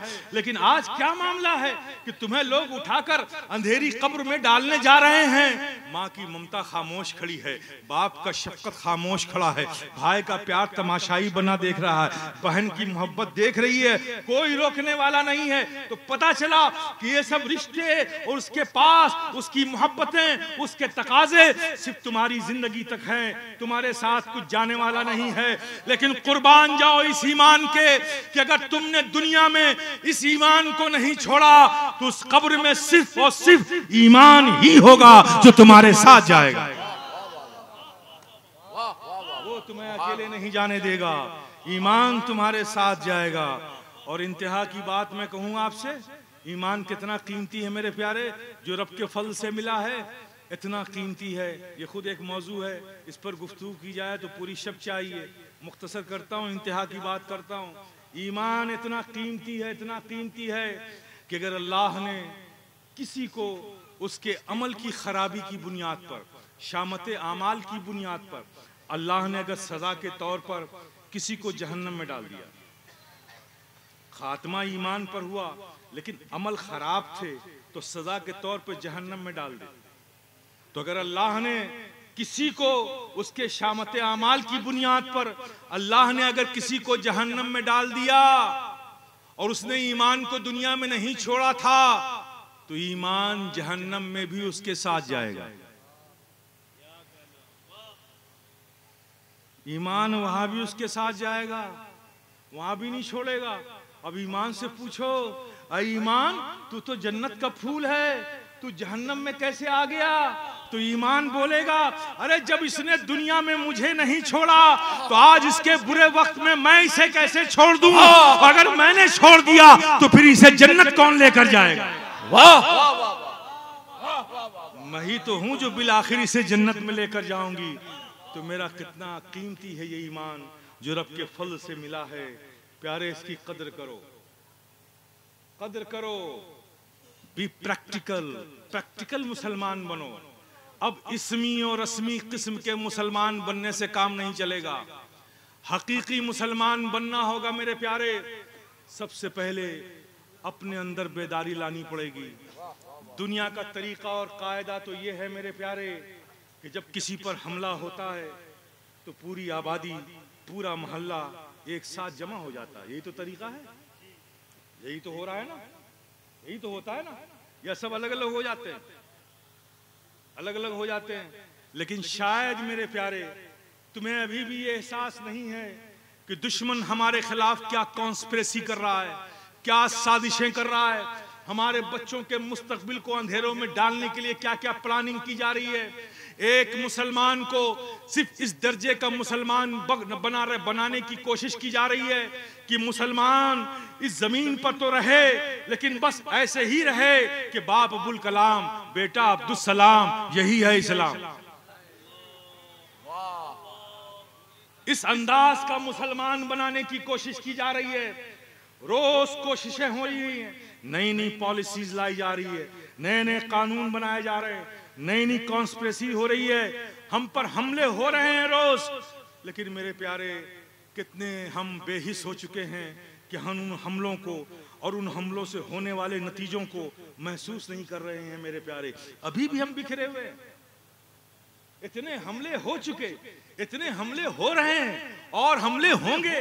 क्या अब भी हम सबको मुत्तहिद होने का वक्त नहीं आया है? मेरे प्यारे अगर तुम मुत्तहिद ना हुए तो याद रखो तुम्हारी दास्तानें भी ना होंगी दास्तानों में। कौमें मिटी हैं इसी बुनियाद पर। बगदाद इस्लाम का गहवारा था, इल्मी गहवारा था। बगदाद तबाह किया गया और आज तक तबाह हो रहा है। जानते हो वो उरूज का जमाना, बगदाद का इल्म का गहवारा तबाह किया। इंसान के सरों के मीनारे बनाए गए, इंसान के सरों के गुंबद बनाए गए। 25 लाख मुसलमानों का बगदाद के अंदर कत्ल हुआ। दरियाए दजला के एक किनारे का पानी मुसलमानों के खून से सुर्ख होकर बह रहा था और बगदाद की लाइब्रेरी में जितने मैनस्क्रिप्ट कलमी नुस्खे थे उन लाइब्रेरियों से उन किताबों को निकालकर दरियाए दजला में डाला तो उसकी रोशनाई से दूसरे किनारे का पानी सियाह होकर बहने लगा। ये तारीख है कि 25 लाख मुसलमानों का कत्ल बगदाद में हुआ। बगदाद के तो उरूज का जमाना था, बगदाद तो इल्म आगही का मरकज था। हुआ क्यों जानते हैं क्या नतीजा था? उस दौर के जब हम तारीख पढ़ते हैं तो मेरे प्यारे मुसलमानों का हाल आज के हम जैसे मुसलमानों के हाल से कुछ मुख्तलिफ नहीं था। मस्जिदों में नमाजें हो रही हैं, जमात खड़ी है और मस्जिद के बाहर चाय खाने पर मुसलमान बैठे हुए इस बात पे बहस कर रहे हैं कि अल्लाह कादिर मुतलक है, तो क्या इस बात की भी कुदरत रखता है कि सुई की नोक से, सुई के छेद से ऊंट को निकाल दे? इस तरह के फजूलियात की बहसें बगदाद में हो रही थीं और नतीजा क्या हुआ मेरे प्यारे? किताब इलाही नाजिल हुई, बगदाद तबाह कर दिया गया। आज फिर हम उसी रविश पे जा रहे हैं। हमारी मस्जिदों में नमाजें हो रही हैं, जमात खड़ी है, मस्जिद के बाहर गेट के पास एक स्ट्रीट लाइट है, उसके खंबे के नीचे हमारा नौजवान खड़ा होकर फेसबुक देख रहा है। मेरे प्यारे बदलो अपनी रविश को। तुमने अगर बदला है यही वजह है कि आज जालिम हुक्मरानों को तुम्हारे सरों पे मुतल्लत कर दिया गया है। अगर तुम रिहाई चाहते हो तो फिर से तुम्हें अपने आप को बदलना होगा, बदलना होगा। अपने सीनों को निफाक से साफ करना होगा, अपने दिलों को बुग़्ज़ व इनाद से निकालना होगा। अरे मामलात कहाँ नहीं होते, जहां भी चंद लोग होते हैं इख्तिलाफात होते हैं। इख्तिलाफात मामलात से हो तो सही है, लेकिन इख्तिलाफ अगर ज़ात से हो तो ये सिर्फ नुकसान ही नुकसान है। ज़ात से इख्तिलाफ करने की आदत बढ़ लो। मामलात में इख्तिलाफ हो सकते हैं, होंगे, ये फितरत है इंसान की। मामलात में इख्तिलाफ होते हैं, लेकिन मामलात के इख्तिलाफ को ज़ात का इख्तिलाफ मत बनाया करो। ये अपने अंदर एक इस्लाह पैदा करो। मामलात में इख्तिलाफ है, मामलात सही हो गए फिर भूल जाओ दुश्मनी को। लेकिन होता यही है कि हमारे इख्तिलाफात मामलात से शुरू होते हैं, सीधे सीधे ज़ात पर आ जाते हैं और जात से इख्तिलाफ एक ऐसी चीज है जो इंसान को सिर्फ गुमराही देती है, इंसान को गुमराहियत के दलदल में डाल देती है, इंसान को तबाह और हलाक कर देती है। ये जात से इख्तिलाफ तुम में बुग़्ज़ पैदा करेगी, इनात पैदा करेगी, जलन पैदा करेगी, तुम्हें तबाह करेगी, तुम्हें गुस्ताख बनाएगी, तुम्हें बेअदब बनाएगी, हर वो चीज बनाएगी जो तुम्हारे रब को पसंद नहीं है, तुम्हें उस राह पर डालेगी जिससे रब खुश नहीं होता है। इसलिए मेरे प्यारे, जात से इख्तिलाफ नहीं किया जाता। हमारी जात हमारे लिए, तुम्हारी जात तुम्हारे लिए। जात का मुहासबा करने का हक किसी को नहीं है, वो मुहासबे हकीकी है। हमारी जात का मुहासबा भी वो करेगा, तुम्हारी जात का मुहासबा भी वो करेगा। अगर हमने कुछ अच्छा किया है तो हमें उसका अच्छा अजर मिलेगा, अगर बुरा किया है तो मुहासबा वो करेगा। हम कौन होते हैं, आप कौन होते हैं किसी का मुहासबा करने वाले? इख्तिलाफ तो प्रोग्राम के टकराव से है, इख्तिलाफ फिक्र नजरियात से होना चाहिए, जात से नहीं होना चाहिए। आज हम देखते हैं अपने उलमा की जमात में भी मसले से इख्तिलाफ शुरू होता है और मसले पर इख्तिलाफ 10 मिनट नहीं टिकता, फौरन जात पे इख्तिलाफ आ जाता है। हमें चाहिए कि अपनी इन रविश को हमें बदलना होगा मेरे प्यारे। आज भी अगर अजमतें और बुलंदी चाहते हैं आप तो अपने आप को बदलना होगा। ये सिर्फ सुन सुनकर सुन्नी मुसलमान बनने से काम नहीं चलने वाला। सुन सुनकर सुन्नी मुसलमान बनने से काम नहीं चलने वाला। अगर मुसलमान बावकार बनकर इस जमीन पर रहना चाहते हो तो तुम्हें मुसलमान होना होगा। या लजीन आमनू आमिनू, ऐ ईमान वालो तुम्हें ईमान वाला होना होगा। कोई जरूरत नहीं है तुम्हें यह सोचने की कि दूसरा क्या हमारे बारे में सोचता है, हमारे बारे में क्या प्लानिंग करता है। बस मेरे प्यारे, तुम सिर्फ इतना सोच लो कि हम जो जिंदगी जी रहे हैं क्या उससे हमारा रब राजी है। वाह वाह वाह वाह। हर मुसलमान ये गौर करे, कुछ अमल करने से पहले, कुछ वो शुरू करने से पहले जो करना चाहता है कि जो काम हम करने जा रहे हैं हमारा उससे रब राजी होगा कि नहीं होगा। सिर्फ ये सोचे कि हम वो अमल कर रहे हैं वो कैसे मुसलमान हमें होना चाहिए, जैसा मुसलमान हमारे आका हमें देखना चाहते हैं।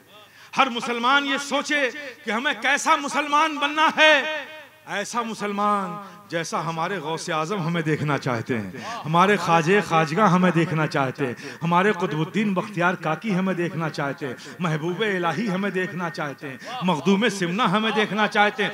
अगर ये सिर्फ सोचना शुरू कर दो मेरे प्यारे, तुम्हारी जिंदगी में इनकलाब आ जाएगा। तुम्हारी जिंदगी में आएगा तो तुम्हारे घर में इनकलाब आएगा, तुम्हारे घर में आएगा तो तुम्हारे मोहल्ले में इनकलाब आएगा। किसी में दुनिया की किसी भी तागूती ताकत में न कल ये कुव्वत थी, न आज ये कुव्वत है, न सुबह क़यामत तक ये ताकत पैदा हो सकती है कि किसी मुसलमान के, किसी मोमिन के अज़्म व इरादे को कोई चैलेंज कर सके, कोई कमजोर कर सके। किसी बातिल में ये न कल कुव्वत थी, न आज है, न कल रहेगी। लेकिन शर्त ये है मेरे प्यार, मुसलमान हो जाओ, मुसलमान हो जाओ। तुम्हें किसी से डरने की जरूरत नहीं है मेरे प्यारे। जब मुसलमान अपने रब से डरना शुरू करता है तो फिर वो किसी से नहीं डरता। और आज हाल क्या है, आप सबसे डरते हो, है ना। डरने का मेयार तो इतना लो हो गया है आपका, डरने की हालत और आदत ऐसी हो गई है आपकी कि अगर किसी दिन घर के लोग किसी शादी में गए हो, आप घर में अकेले हो और अपने कमरे में आप लेटे हो, खिड़की भी बंद हो, पंखा भी बंद हो, दरवाजा भी बंद, पर्दा पड़ा हुआ है दरवाजे पे, आंख खुली तो देखा कि पर्दा हिल रहा है। अब बिल्कुल दुबके हुए बिस्तर पे लेटे हुए, पर्दा क्यों हिला है भाई, हवा तो आ नहीं रही। हिम्मत नहीं है कि जाकर देख लें, सुबह होने का इंतजार करते। आपके अपने ही घर के अपने ही दरवाजे का पर्दा आपको डरा रहा है। ये डरने का स्टेज हो गया आपका मेरे प्यारे। इसलिए हुआ ये कि तुमने खुदा से डरना छोड़ दिया, तुमने अपने रब से डरना छोड़ दिया, इसलिए जमाना तुम्हें डरा रहा है। रब से जो डरते हैं ना उनके साथ अगर कोई जानवर भी होता है ना तो उससे भी सब डरते हैं, वो किसी से नहीं डरता। राबिया बसरी का वाकया सुना, हज़रत राबिया बसरी का? खुदा से डरने वाली अल्लाह की मकबूल बंदी वलिया हैं? एक बकरी पाल रखा था, भूख लगती थी तो दूध दूह लेती थी, एक टूटा हुआ प्याला था, चंद घोंट दूध उसमें निकाला, पिया, फिर मुसल्ले पे बैठ गए। प्यास लगी, चंद कतरे पानी पिए, फिर मुसल्ले पे बैठ गई। उनका यही जिंदगी का मामूल था। रब के जिक्र में, फिक्र में, यादों में, तस्बीह में, तहलील में हर वक्त डूबी रहती थी और बकरी को छोड़ देती थी। बकरी जाती थी बाहर चरागाह में, चर के आती थी, लौट आती थी। एक दिन आपकी बकरी, वहां एक नदी थी, वहां पानी पी रही थी, वहीं एक शेर भी पानी पीने आ गया। अब बकरी सबसे कमजोर दिल होती है मेरे प्यारे, होती है ना। शेर को देख ले तो सदमे से वैसे ही लड़खड़ा के गिर जाए, है ना। आप समझ गए? बकरी ने देखा शेर को, शेर ने देखा बकरी को, दोनों ने एक दूसरे को देखा, दोनों पानी पीने लगे। न बकरी डर रही है, न शेर दस्त दराजी कर रहा है, वो भी खामोशी से पानी पी रहा, कनखियों से देख रहा है। बकरी मस्त मैलस्त होकर पानी पी रही। शेर से पूछा, अरे ये तो बड़ी सॉफ्ट डाइट है तेरी, एक ही झपट्टे में तेरा काम हो जाएगा, इसमें तो एहतजाज प्रोटेस्ट करने की भी ताकत नहीं है, तू इतना शरीफ कैसे हो गया कि तेरे सामने इतनी लजीज तर ग़िज़ा मौजूद है और तू बड़ी शराफत के साथ पानी पी रहा है, कोई दस्त दराजी भी नहीं कर रहा है, आखिर ये बदलाव तुझ में आया कैसे? कह रहे क्या करूं, तू बकरी को देख रहा है, तू ये नहीं देख रहा है कि किसकी बकरी है।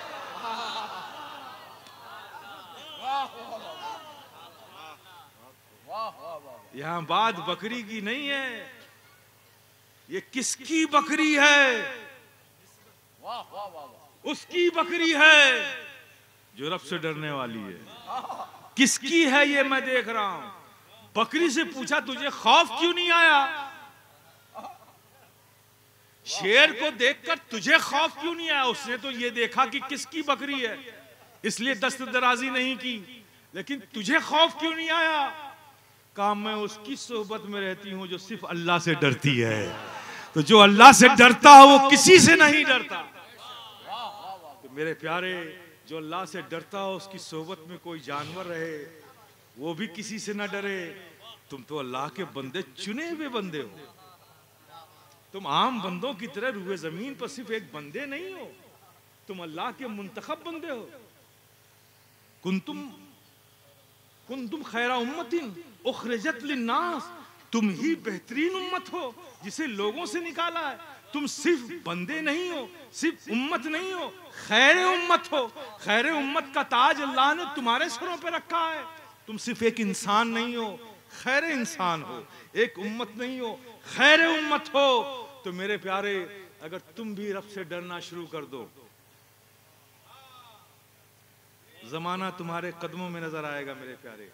फिर किसी भी इत्तेहाद की तरगीब और तहरीक चलाने की जरूरत नहीं, किसी भी किरदार के हुस्न को अच्छा किरदार बनाने की तहरीक चलाने की जरूरत नहीं, फिर किसी भी मुबल्लिग को स्टेज पर खड़े होकर मस्जिद में आओ नमाज पढ़ो ये कहने की भी जरूरत नहीं पड़ेगी। अपने भाइयों के साथ हुस्न सलूक रखो, किसी को कहने की जरूरत नहीं पड़ेगी। अफू दरगुजर के मामलात को अपनी आदत बनाओ, ये किसी भी खतीब को कहने की जरूरत नहीं पड़ेगी। अगर तुमने सिर्फ एक काम कर लिया, रब से डरना शुरू कर दिया, रब से डरना शुरू कर दिया, तो ये सारी खूबियां तुम में खुद ब खुद पैदा होने लगेंगी। मेरे प्यारे, अपने रब को याद करो। एक दिन यौम हिसाब आएगा, हम सबको हिसाब देना है। कितने इनामात हैं मेरे प्यारे। वो नमाज जो आज हमारे नौजवानों को बोझ लगती है, ला हौल वला कुव्वता इल्ला बिल्लाहिल अलील अज़ीम। मेरे प्यारे बच्चों, अजीजों, ये कितनी बड़ी नेमत अल्लाह ने हमको अता फरमाई है। ये गिफ्ट है अल्लाह की जानिब से। क्या है? गिफ्ट है, गिफ्ट जिसे तुम बोझ समझ रहे हो। अल्लाह के प्यारे हबीब जब मेराज की शब गए थे, मुलाकात हुई, पूछा महबूब क्या लाए हो, क्या लाए? अत्तहियातो लिल्लाहि वस्सलवातो वत्तय्यबातो। महबूब ने फरमाया था, मौला तेरी बंदगी लाया हूँ, तेरी सना लाया हूँ, तेरी अताअत लाया हूँ। तो रब ने फरमाया कि महबूब हम खुश हुए, सलामती हो तुम पर। तो अल्लाह के प्यारे हबीब ने क्या फरमाया? वअला इबादिल्लाहि सालिहीन, सिर्फ मुझ पर ही नहीं मेरे साले बंदों पर भी सलामती हो। बंदों का, हम गुलामों का जिक्र आया ना, कहाँ आया? कुर्बे खास में आया। वहाँ अल्लाह के प्यारे हबीब ने, हमारे आका ने हम गुनहगार बंदों को याद किया ना। फिर जब वो मुलाकातें हुई, राज़ो नियाज की बातें हो गई, फिर महबूब जब ज़मीन पर आने लगे तो अल्लाह ने फरमाया, महबूब जब तुम आए थे तो तुमने साले बंदों का भी जिक्र किया था ना, अपनी उम्मत का भी जिक्र किया था। तो जा रहे हो ना अपनी उम्मत की तरफ, तो ये मेरी तरफ से गिफ्ट लेते जाओ, ये नमाज का तोहफा मेरी तरफ से लेते जाओ। मेरे प्यारे, जात जितनी अजीम होती है उसकी गिफ्ट से उतनी ही इंसान को रिस्पेक्ट भी करता है, मोहब्बत भी करता है। प्यारे बताओ, ईमान से अल्लाह से ज्यादा अजीम, अल्लाह से ज्यादा बड़ा, अल्लाह से ज्यादा अजमत वाला, कुदरत वाला हमारी नजर में कोई दूसरा हो ही नहीं सकता। तो ये उसकी दी हुई गिफ्ट है, इसकी तो ताजीम भी हमें करना चाहिए और इससे मोहब्बत भी हमें करना चाहिए। और देखो फायदे कितने, फायदे कितने। आप देखें आज हमारे दिलों पर, ये जो भाई के दिलों में भाई से मोहब्बतें कम हो गई, वजह जानते हैं क्या है? बाप के दिलों में बेटों के लिए बेलोश शफकतें ना रहीं, बेटे के दिलों में बाप के लिए वो अजमतें इज्जतें ना रहीं, पड़ोसी का ख्याल ना रहा, माँ के दिलों में वो, बेटे के दिलों में माँ के लिए वो इज्जत ना रही। ये जो हमारा कल्चर बन गया है, एक भाई एक छत के नीचे, एक माँ एक बाप, एक माँ की कोख से पैदा होने वाले 3 बच्चे, तीनों भाई हैं, लेकिन तीनों भाई आपस में राजदार नहीं हैं। अपनी बातें तीनों एक दूसरे से छुपाते हैं और गैरों से शेयर करते हैं। ये आज हमारी सोसाइटी की हालत है। एक छत के नीचे रहकर भी हम भाई से कोई बात नहीं बताते, न बताना चाहते हैं, हाँ गैरों से जरूर बता देते हैं। ये हमारे माशरे का हाल है। ये सब हुआ क्यों? इसलिए हुआ कि हमारे कल्ब पर नजासतों की कसाफत आ गई है। कल्ब की जो रूहानियत है, उसकी जो रोशनी है, वो कसाफत में दबी हुई है, वो नजासत से दबी हुई है। और ये रोशनी मोहब्बत की, ये रोशनी उल्फत की, ये रोशनी अफू दरगुजर की, ये सब रूह और रूहानियत से पैदा होती है। वो रोशनी को जब हमने गुनाहों की नजासत से दबा दिया तो वो रोशनी हमारी जिंदगी के अमल में नजर नहीं आती। भाई का भाई से इख्तिलाफ, बहन के बेटे का बाप से वो प्यार नहीं, बेटे के दिलों में बाप के लिए वो अजमतें नहीं। आज हमारे समाज और माशरे की हालत क्या है कि किसी को किसी पे एतमाद नहीं। ये सब इसीलिए है कि हमारे कल्ब पे कसाफतें गुनाहों की आ गई हैं। तो मेरे प्यारे, इस तनाजुर में भी आप नमाज को देखो, ये नमाज कितनी अजीम नेमत है हमारे लिए। अल्लाह के प्यारे हबीब आका और मौला इरशाद फरमाते हैं कि जब कोई बंदा मस्जिद में नमाज के लिए हाजिर आता है और खड़ा होता है और अल्लाह अकबर कहना ही चाहता है, कहा नहीं अभी, कहने वाला है, तो अल्लाह फरिश्ते को हुक्म देता है, जाओ ये बंदा मेरी बारगाह में हाजिर हो रहा है, इसने अपने आप को पाक रखा, अपने कपड़े को पाक रखा और वजू करके नमाज के लायक अपने आप को बनाया। इसके इख्तियार में जो कुछ था इसने कर लिया, लेकिन इसके अंदर जो नजासतें हैं ये उसे नहीं निकाल सकता। तो फरिश्ते जाओ, मुशपाक की बारगाह में हाजिर हो रहा है तो इसके जाहिर और बातिन दोनों पाक होने चाहिए। इसके अंदर जितने गुनाह की नजासतें हैं सब इससे निकाल कर अलग कर लो। सारी नजासतें इसके सीनों से निकाल कर इससे अलग कर लो। फरिश्ता आता है, इससे पहले कि वो अल्लाह अकबर कहे उसके अंदर की सारी नजासतें निकाल कर अलग कर लेता है, गठरी में बांध के रख देता है। अब वो बंदा जाहिर तो पाक पहले ही था, रब के फल से फरिश्तों ने उसे बातनी तौर पे पाक कर दिया, सारे गुनाह की निजासतें उससे अलग कर ली। वो पाक होकर उस पाक की बारगाह में हाजिर होकर हाजिर हुआ, अल्लाहु अकबर कह के हाथ बांध लिया, नमाज मुकम्मल किया। जब नमाज की तकमील हो गई, पढ़ चुका नमाज, तो फरिश्ते ने रब की बारगाह में हाजिर होकर कहा, मौला तेरे हुक्म से मैंने इसके गुनाह की निजासतों को, इसके गुनाहों को इससे अलग किया था, अब ये नमाज से फारिग हो गया, अब इन नजासतों का क्या करूं? ये जो गुनाह इससे अलग किए थे, अब इसका क्या करूं? तो रहमत इलाहिया मुस्कुरा उठती है और फरिश्ते से कहती है, ए फरिश्तों, जब इससे अलग कर लिया है तो अलग ही रहने दो।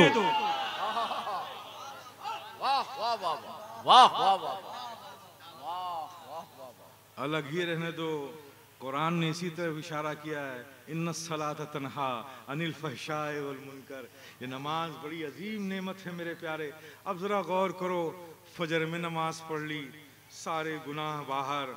अब जो फजर और जोहर के दरमियान में अगर कुछ खता गुनाह हो गई, जोहर पढ़ी वो बाहर, जोहर असर के दरमियान में कुछ खता हो गई, असर पढ़ी वो बाहर, असर और मगरिब के दरमियान कुछ गुनाह हुए, मगरिब पढ़ ली वो बाहर, मगरिब और इशा के दरमियान अगर कुछ खता हो गई, इशा पढ़ ली वो बाहर। इशा पढ़ गई, जब तुम सोए गोया मौत की आगोश में गए और अल्लाह ने उस हालत में तुम्हारी रूह को तलब कर लिया, तुम्हारी रूह परवास कर गई, तो बोलो इशा पढ़ के सोए थे, बैलेंस में गुनाह था कि सवाब?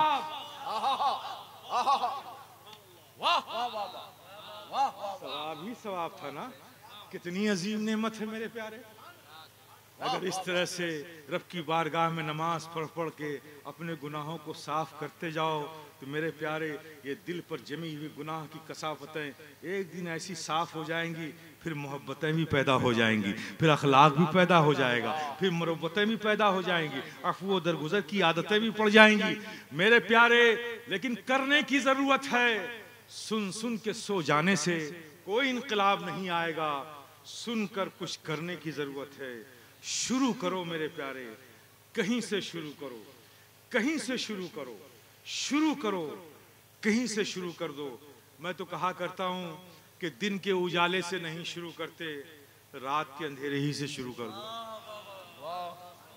शुरू तो करो मेरे प्यारे। रात में सो रहे हो, चलो यहीं से शुरू कर दो। अभी जाओगे रात में सोने के लिए, जाओगे सोने के लिए, सोगे, बस यहीं से शुरू कर दो। सोचो मैं सोने जा रहा हूं। मेरे आका भी तो आराम फरमाते थे, तो आका जब आराम फरमाने जा रहे होते थे तो उससे पहले क्या करते थे? वजू फरमाते थे। चलो आज मैं भी वजू करके सोऊं। मेरे प्यारे यहीं से शुरू कर दो। तुम आका की सुन्नतों पर सोना शुरू कर दोगे तो इस फकीर अशरफी गदाए जिलानी का विजदान बोलता है कि रब की रहमत, उसकी मशीयत तुम्हें बेदार होना भी सिखा देगी, तुम्हें जिंदगी गुजारना भी सिखा देगी। यहीं से शुरू कर दो। वजू करके सो और रब से दुआ करो कि मौला तेरे महबूब की सुन्नत पे सो रहा हूं, तेरे फर्ज की अदायगी के लिए फजर में तू मुझे उठा देना, बेदार कर देना, ताकि मैं फिर वजू करके तेरी बारगाह में हाजिर हो जाऊं। मेरे प्यारे यहीं से शुरू करो, शुरू करो। शुरू करने की जरूरत है। ये हाफिज कुरान, अभी वो आप हसीन मंजर बच्चों के सरों पे दस्तार हिफ्ज रखी जाएगी, वो आप देखेंगे। अब ये बच्चे वो बच्चे नहीं रहे, वो उनकी अजमतें बढ़ गई हैं, है ना। एक कुरान को एक कपड़े के जुज़दान में रखो मेरे प्यारे, रखते हो ना, वो जुज़दान पुराना हो गया।